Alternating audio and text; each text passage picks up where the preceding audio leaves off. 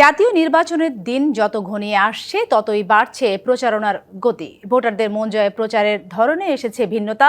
ভেদাভেদ ভুলে প্রার্থীরা সরাসরি যাচ্ছেন ভোটারদের দুয়ারে। কেউ কেউ করছেন আচরণবিধি লঙ্ঘনের অভিযোগ।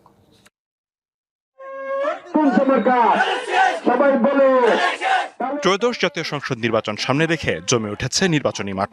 শহর থেকে গ্রাম সকাল সন্ধ্যা ছুটে বেড়াচ্ছেন প্রার্থীরা। কোথাও শিশুদের সাথে খেলাধুলায় মেতে উঠছেন প্রার্থীরা, কোথাও আবার বয়স্কদের খোঁজ নিচ্ছেন। মসজিদ, মন্দির, বাজার, চায়ের দোকান সবখানেই প্রার্থীদের সরব উপস্থিতি। ধর্ম, বর্ণ কিংবা পেশায় ভেদাভেদ ভুলে সরাসরি ভোটারদের দুয়ারে যাচ্ছেন তারা। শোনার চেষ্টা করছেন এলাকার সমস্যা ও প্রত্যাশার কথা, দিচ্ছেন নানা প্রতিশ্রুতি। আলহামদুলিল্লাহ, নারী ভোটাররা, মা বোনেরা আমাকে সবাই যেভাবে ভালোবাসা দিচ্ছে, যেভাবে আমাকে উৎসাহ দিচ্ছে, আমার প্রতি যেভাবে ভালোবাসা দেখাচ্ছে, এটা আমি সত্যি আল্লাহর কাছে কৃতজ্ঞতা প্রকাশ করি।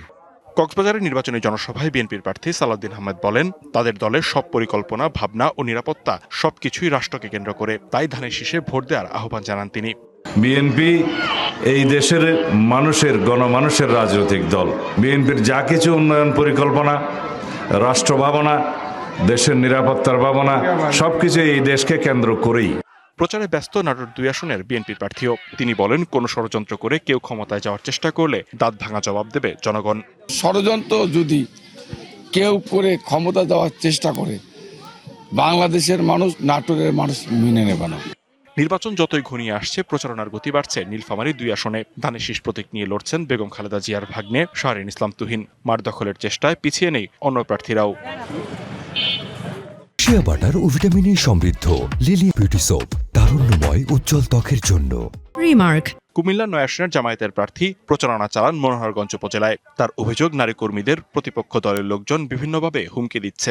আমরা পুরুষ অঙ্গনে খুব একটা উল্লেখযোগ্য বাধার শিকার হই না, কিন্তু এই আসনে শুরু থেকে আমরা নারীদের প্রচারের ক্ষেত্রে ব্যাপকভাবে বাধার সম্মুখীন হয়েছি। সিরাজগঞ্জের আসনগুলোতে গণসংযোগ পথসভায় ব্যস্ত সময় পার করছেন প্রার্থীরা। দোকান, বিভিন্ন প্রতিষ্ঠান ও বাজারে ভোট চাইছেন তারা।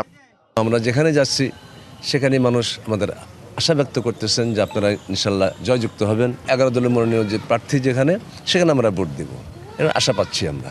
এদিকে প্রার্থীরা আচরণবিধি অমান্য করলেও প্রশাসন কোনো ব্যবস্থা নিচ্ছে না, এমন অভিযোগ করেছেন বরিশালের বাসদের প্রার্থী মনীষা চক্রবর্তী।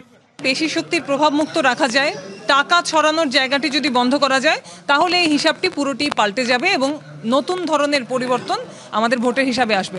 এছাড়া বাকি আসনগুলোতেও প্রচারণা চালাচ্ছেন প্রার্থীরা। লিখনকান্তি ভৌমিক, ডিবিসি নিউজ ডেস্ক।